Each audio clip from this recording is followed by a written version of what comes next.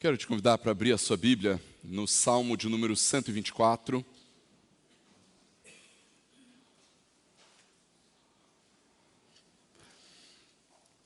Salmo de número 124.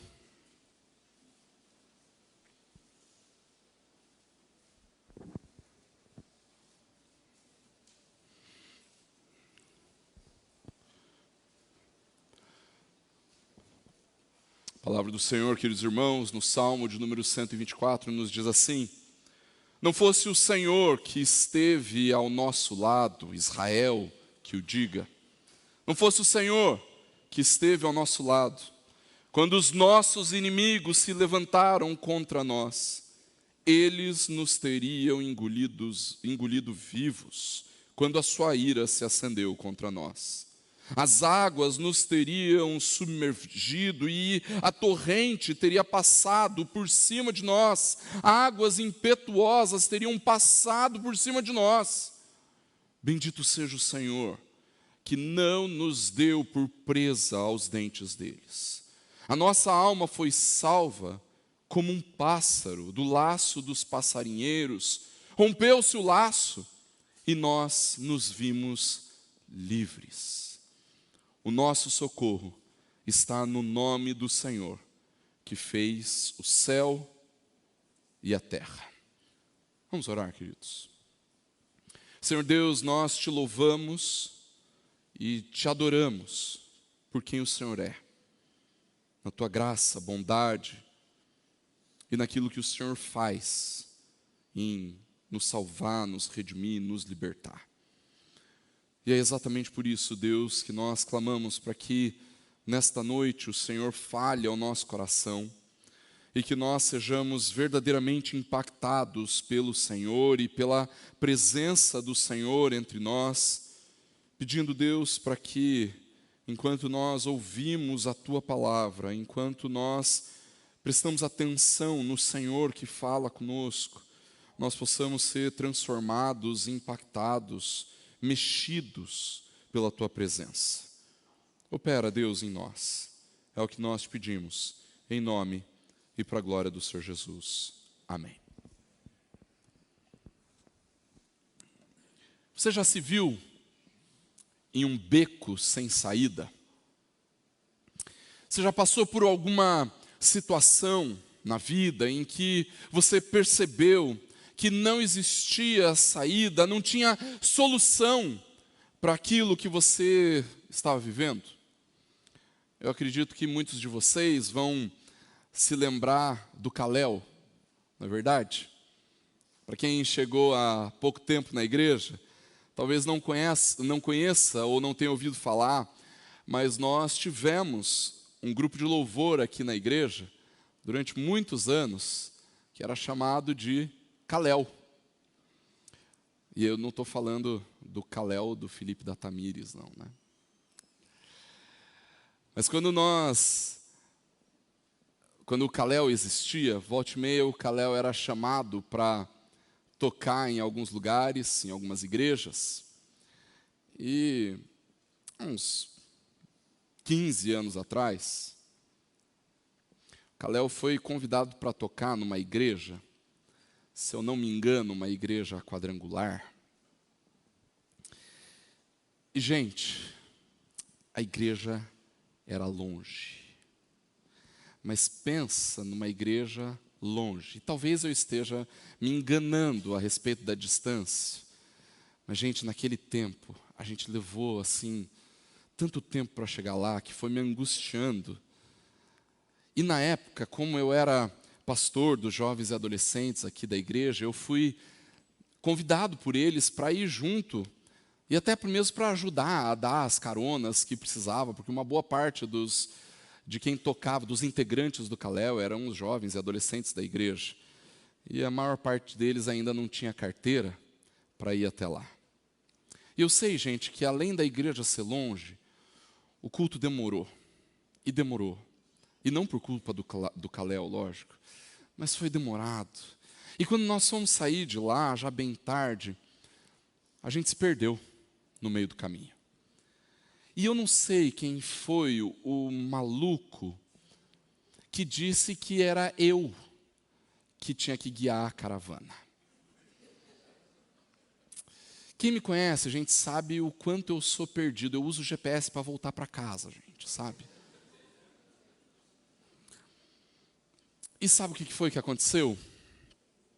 Eu me perdi. E vira para a direita, vira para a esquerda, e faz retorno, e balãozinho, e não me achava, eu não conseguia achar o caminho de volta, e eu fui ficando desesperado. Mas num dado momento, enquanto a gente dirigia e tudo mais, eu guiando o comboio e tudo mais, eu percebi que olhando de longe dava para ver a estrada onde a gente tinha que pegar para voltar para casa. E a gente tocou em direção àquela estrada, mas de repente tinha um gramadão na estrada, entre a rua onde a gente estava e a estrada onde a gente tinha que pegar. E eu pensei, quer saber? Vamos nessa. Nós vamos cortar esse gramadão aqui e nós vamos dar na estrada. E eu fui, com a cara e com a coragem, pensando que pelo menos perto daquela estrada a gente ia chegar. E quem estava comigo, tocou atrás de mim. O problema é que antes de chegar na estrada, irmãos, tinha um barranco.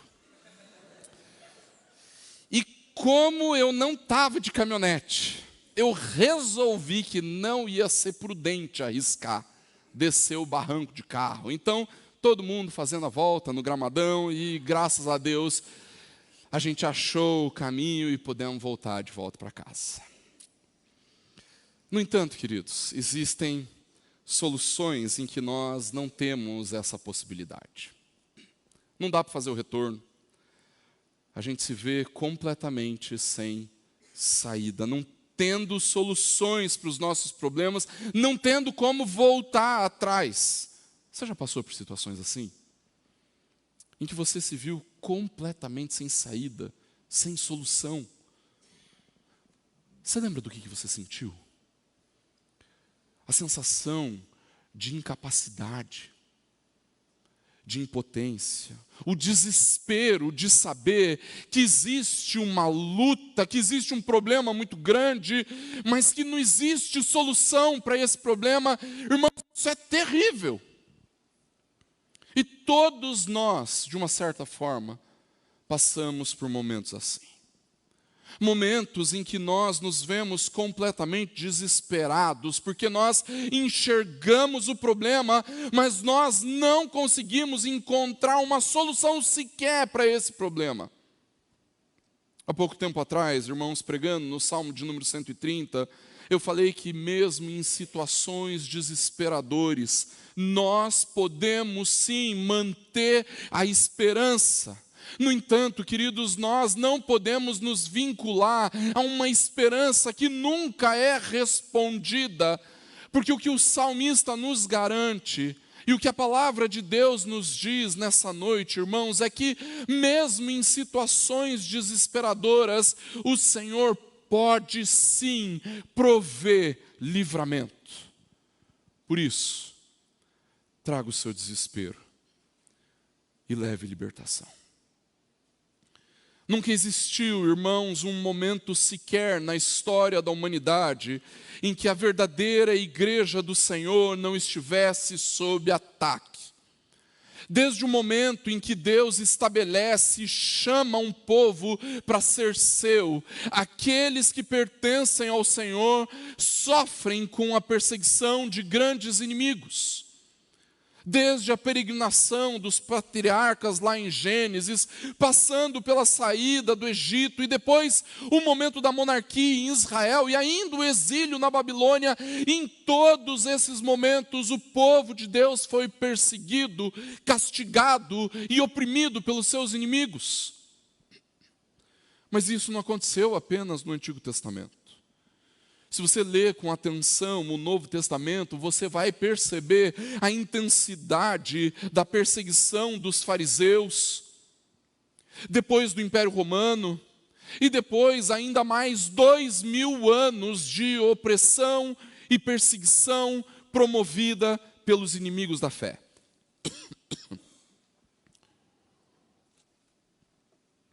E nos nossos dias, irmãos, isso não é diferente. Como cristãos, nós sofremos intensas perseguições. E nós somos oprimidos em muitas situações, mesmo nos países que se dizem livres. É isso mesmo, irmãos. Não é só na China, ou na Coreia do Norte, ou nos países árabes que a perseguição acontece. Mesmo aqui no Brasil ou em qualquer outro país do mundo, por mais fortes e bem estabelecidas que sejam as democracias, a igreja tem os seus inimigos. E eles são cruéis, irmãos, ferozes, perversos. E o fato de que nós não nos percebemos como perseguidos e oprimidos, talvez seja a melhor armadilha daqueles que odeiam a igreja, irmãos. Esse salmo fala sobre isso. Sobre a opressão, sobre perseguição, sobre a perversidade e crueldade dos inimigos do povo de Deus. E mesmo que esse salmo tenha sido escrito pelo rei Davi, nós não conseguimos localizar ele em alguma situação específica da vida do rei. Nós conhecemos várias ocasiões em que o rei Davi, mesmo antes de ser rei, foi perseguido. No entanto, o fato de não sabermos qual foi a situação específica em que Davi compôs esse salmo, irmãos, mesmo assim isso nos aponta que aquilo que o Espírito Santo nos ensina aqui é verdade para qualquer situação em que nós, como povo de Deus, nos vemos perseguidos e atacados pelos inimigos. Os salmos de peregrinação ou de romagem eram os hinos cantados pelo povo de Deus quando eles saíam das suas casas, de suas cidades e caminhavam em direção ao Monte Sião, na cidade de Jerusalém, para celebrar em adoração no templo do Senhor. Esses cânticos de romagem se tornaram particularmente importantes, irmãos, quando o povo de Deus foi exilado na Babilônia. Num determinado momento da história de Judá, o reino do sul, por causa da sua desobediência e rebeldia contra o Senhor, este povo foi exilado, aprisionado na Babilônia. E durante o período em que estiveram no cativeiro, o Senhor os tratou, repreendeu o povo e corrigiu o coração endurecido. No entanto, depois de quase 70 anos, o Senhor os trouxe de volta. E exatamente quando o povo estava retornando, perceberam nestes salmos de romagem, nestes cânticos de peregrinação, uma grande confissão de fé cantada, onde a música expressava aquilo que eles criam a respeito de Deus, principalmente a respeito da ação de Deus no passado do povo. E se Deus já havia feito tudo isso no passado, eles tinham plena convicção de que, no presente, o Senhor faria o mesmo. É por isso, queridos, que estes salmos são tão importantes para moldar a piedade e a adoração da igreja. Porque a vida que nós vivemos, irmãos, é uma grande peregrinação. Nós estamos a caminho da Nova Jerusalém.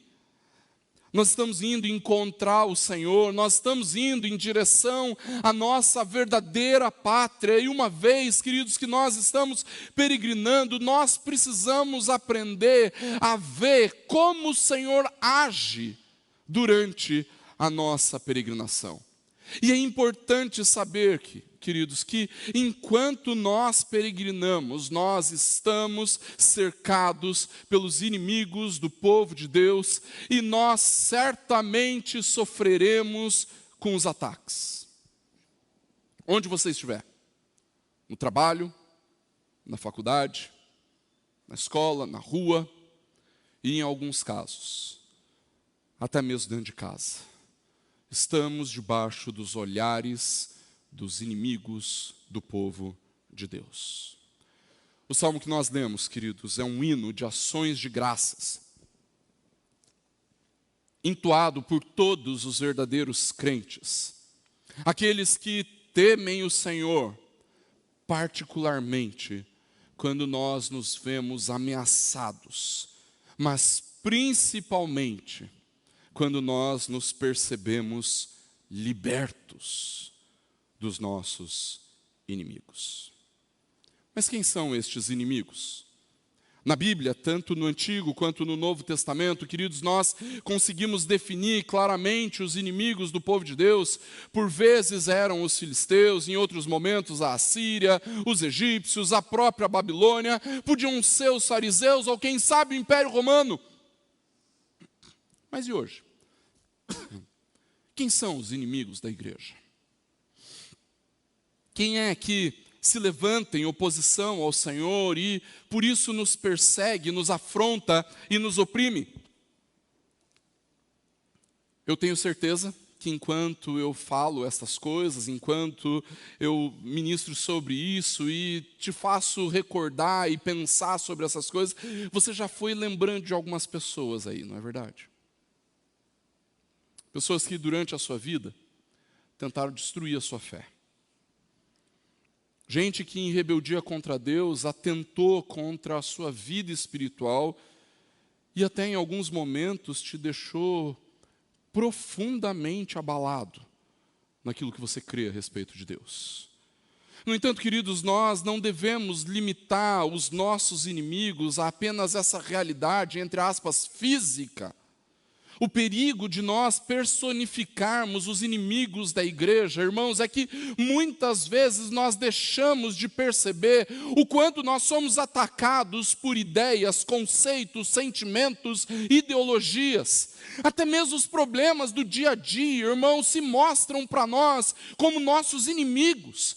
E todas essas coisas, queridos, estão subordinadas a Satanás, o grande inimigo da igreja, aquele que atenta contra a nossa vida, contra a nossa fé, blasfemando continuamente contra Deus, o encapetado mar. O apóstolo Paulo fala sobre isso claramente, o texto que lemos durante a liturgia: a nossa luta não é contra o sangue e a carne, e sim contra os principados e potestades, contra os dominadores desse mundo tenebroso, contra as forças espirituais do mal nas regiões celestes. E a verdade, queridos, é que muitas vezes esses inimigos nos cercam de tal forma que nós ficamos completamente perdidos, como se estivéssemos em becos sem saída, sem conseguir enxergar soluções. O salmista define estes inimigos falando assim, a partir da segunda parte do versículo 2, os nossos inimigos se levantaram contra nós, eles nos teriam engolido vivos, quando a sua ira se acendeu contra nós, as águas nos teriam submergido e a torrente teria passado por cima de nós, águas impetuosas teriam passado por cima de nós. Na segunda parte do versículo 6, o salmista fala de como esses inimigos são ferozes. Em algumas situações, nós poderíamos ser entregues como presa aos dentes deles. Ou quem sabe, como o salmista diz na segunda parte do versículo 7, aprisionados como um pássaro no laço dos passarinheiros. Se você já passou por situações assim, você sabe do que eu estou falando. Aqueles que atentam contra a nossa fé, contra a nossa vida, aparecem de diversas formas, tanto individualmente, nos atacando na nossa vida pessoal, quanto coletivamente nos atacando na nossa vida como igreja. Pessoalmente, queridos, nós enfrentamos problemas que diariamente tentam roubar a nossa fé, nos fazendo duvidar do Senhor. Talvez seja um problema financeiro, quem sabe uma dívida que você adquiriu.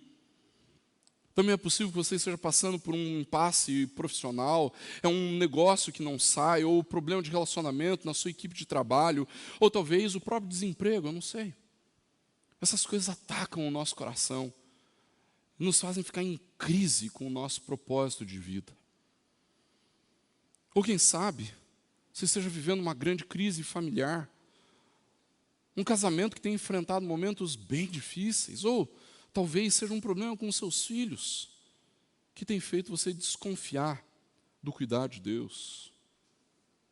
Ou talvez você vem enfrentando uma enfermidade grave, lutando contra o câncer, contra uma doença crônica, ou, quem sabe, diante até mesmo da apreensão a respeito de algum diagnóstico.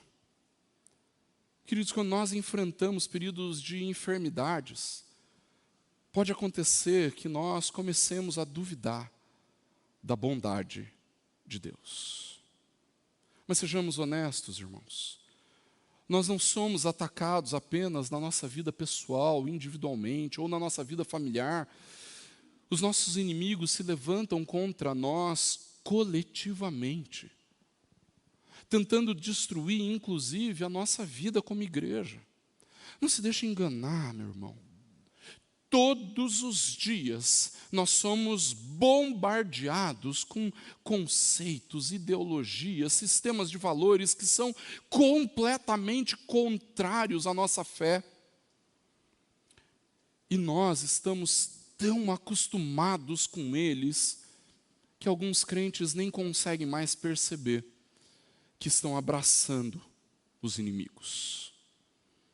Alguns crentes têm cedido ao materialismo do nosso tempo, considerando cada vez mais o aqui e agora do que a esperança eterna. E por causa disso, muitos têm cultivado a utopia de uma sociedade ideal, construída por um Estado ideal, guiado por princípios de suposta proteção e cuidado com os oprimidos.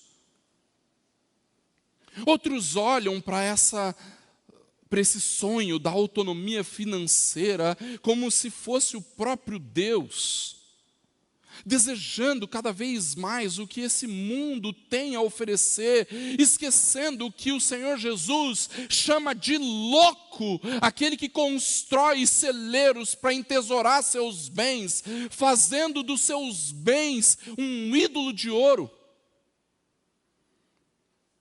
Isso sem falar, queridos, do culto ao corpo e à vida saudável, ao bem-estar, ou talvez a idolatria da criação, transformada em cuidado com o meio ambiente.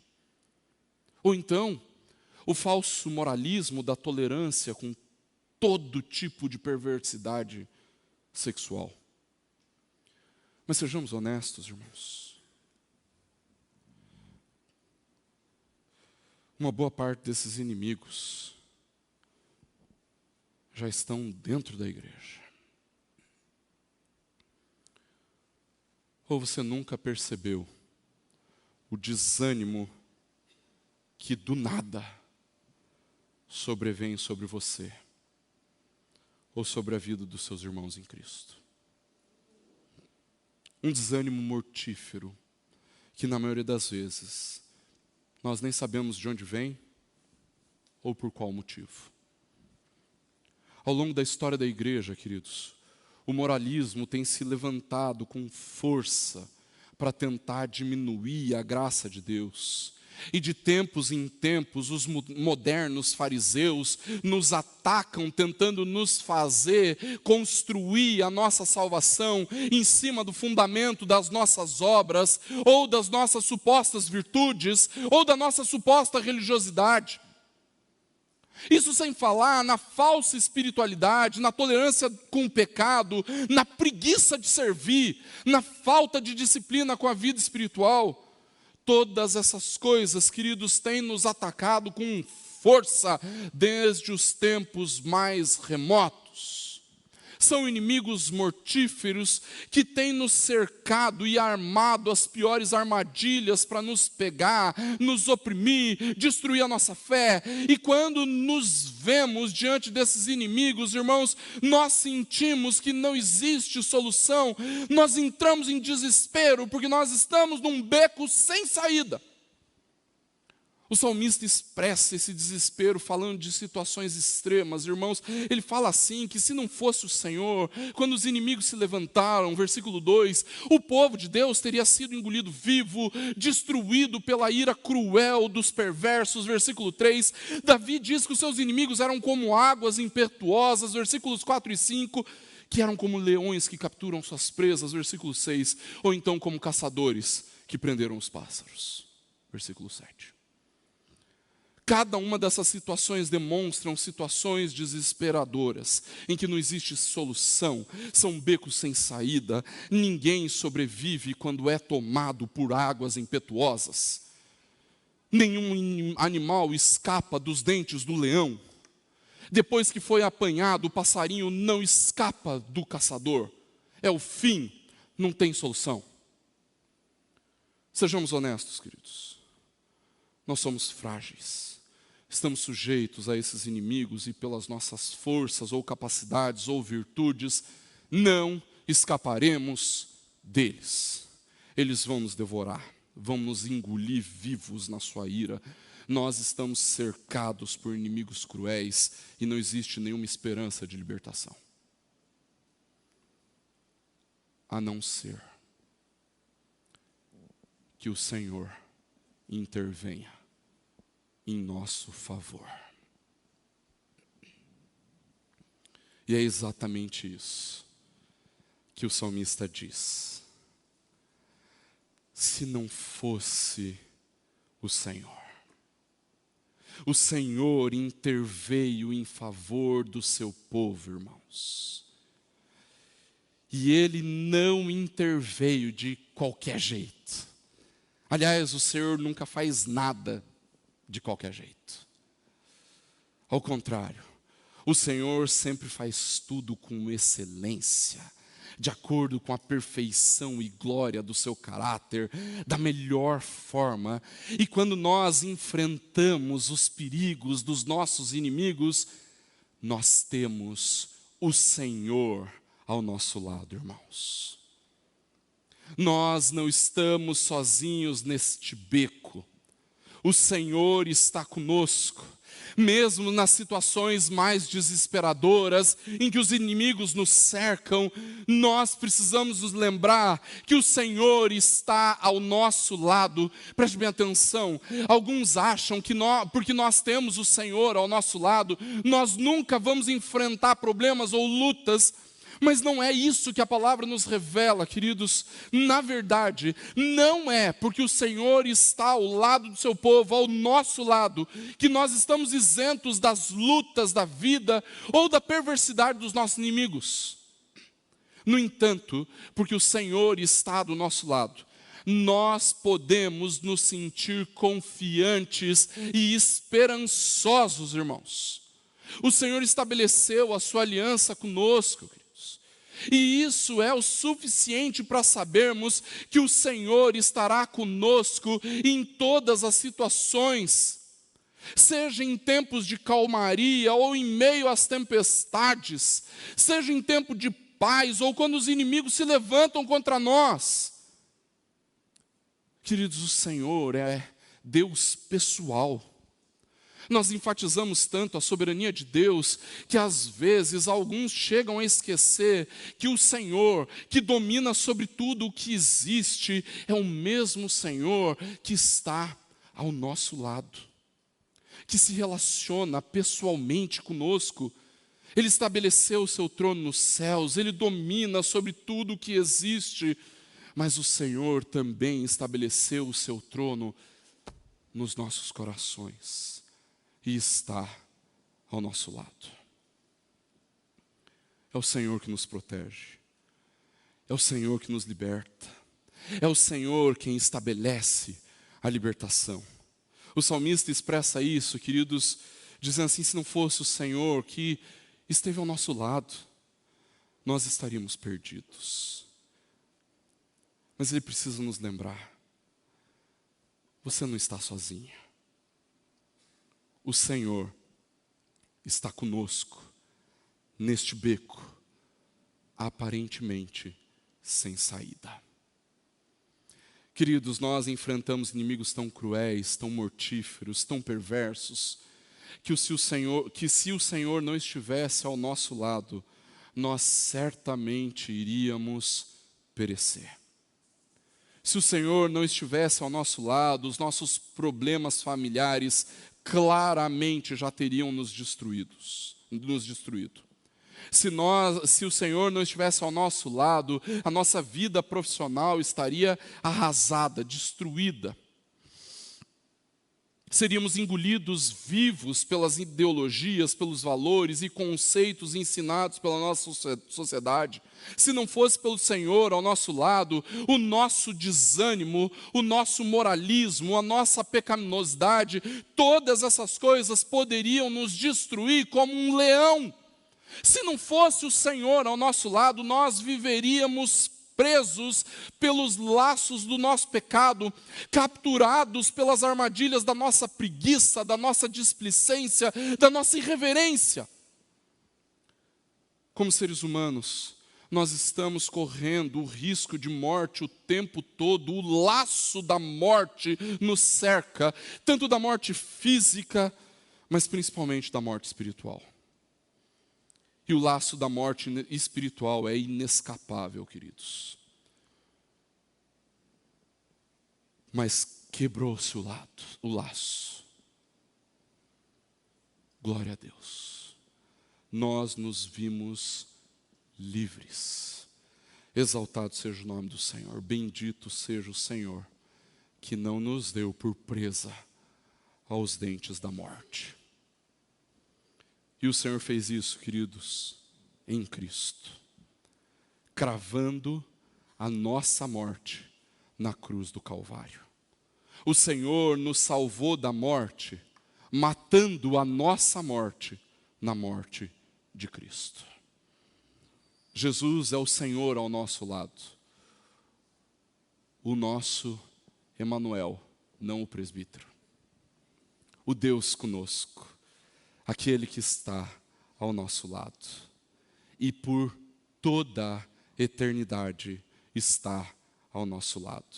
Ele salvou a nossa alma, Ele salvou a nossa vida, e agora, irmãos, livres da morte, livres do domínio de Satanás, livres do nosso pecado, livres das armadilhas deste mundo tenebroso, nós rendemos graças ao Senhor. Agora, queridos, que nós percebemos que fomos salvos da morte, e quando nós nos vemos libertos, então somos chamados, irmãos, ao louvor e ação de graças. Bendito seja o Senhor. Concluindo, irmãos, Davi termina esse salmo com uma confissão de fé. Ele diz: o nosso socorro está em o nome do Senhor, Criador do céu e da terra. O salmista reconhece que a salvação do povo de Deus é o próprio Deus. Davi era um grande guerreiro, queridos.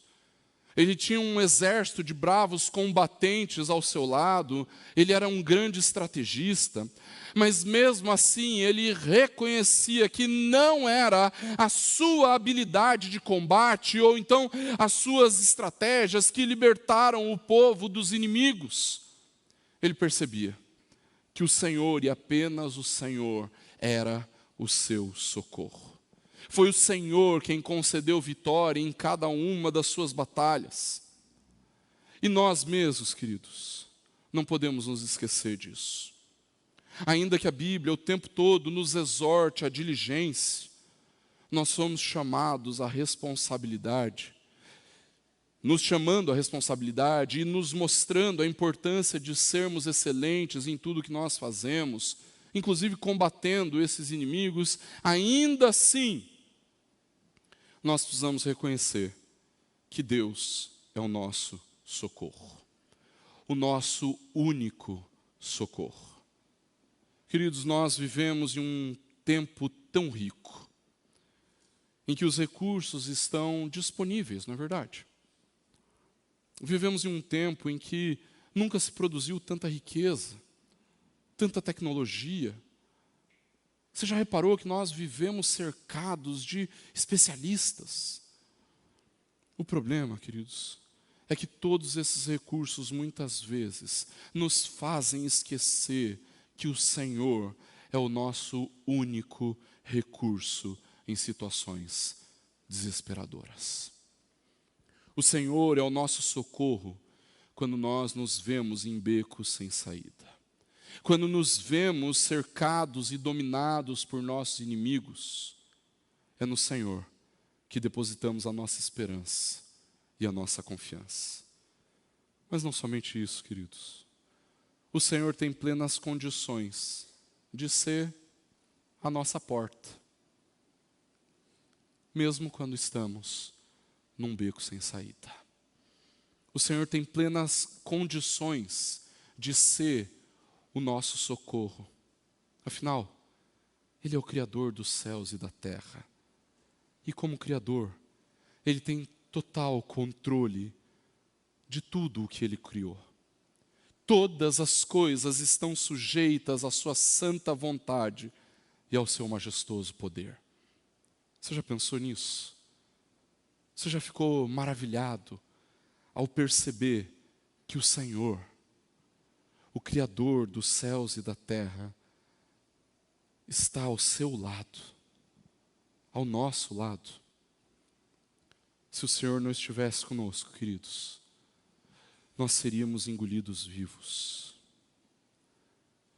Mas como o Senhor está conosco, está ao nosso lado, irmãos, então nós podemos confiar, porque Ele mesmo é a porta que nós precisamos quando nos deparamos com um beco sem saída.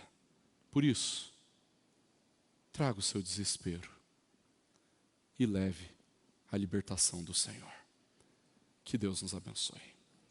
Nós vamos orar, queridos, clamando para que o Senhor nos abençoe nesse tempo, para que o Senhor ministre aos nossos corações, para que mesmo em situações desesperadoras, mesmo em becos sem saída, o Senhor é a nossa porta. Vamos orar? Feche seus olhos, abaixe sua cabeça. Vamos orar ao Senhor.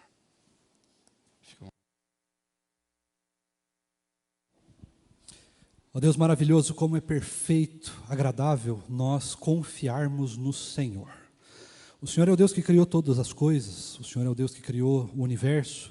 O Senhor nos diz que sabe cada uma das estrelas pelo nome, e o Senhor diz que nenhum fio de cabelo cai da nossa cabeça sem que esteja em pleno acordo com a tua perfeita vontade.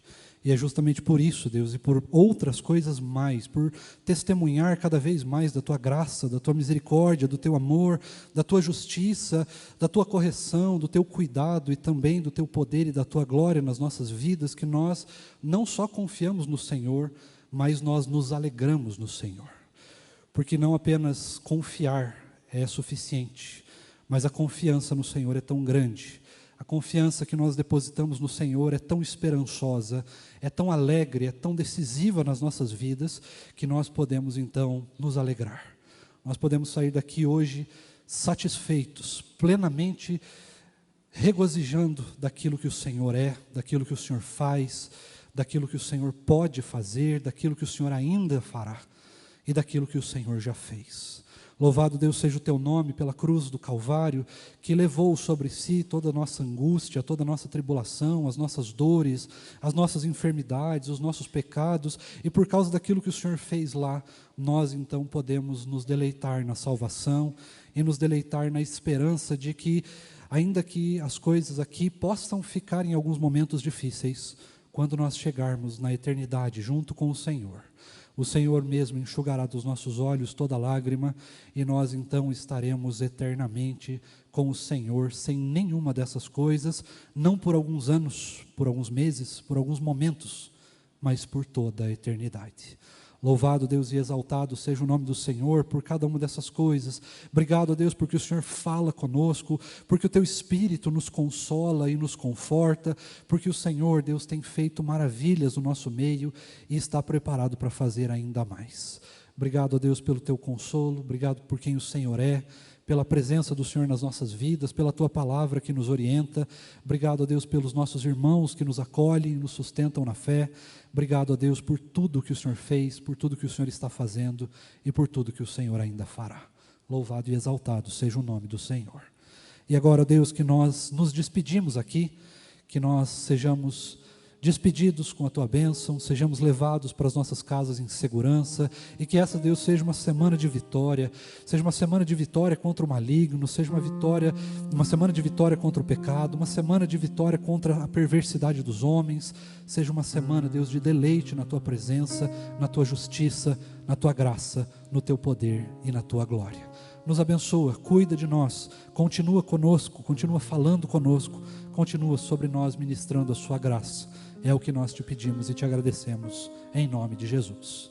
E que a maravilhosa graça do nosso Senhor e Salvador Jesus Cristo, o amor imenso de Deus, o nosso Pai, a comunhão, o conforto e o fruto do Santo Espírito do Senhor seja conosco, hoje e para sempre.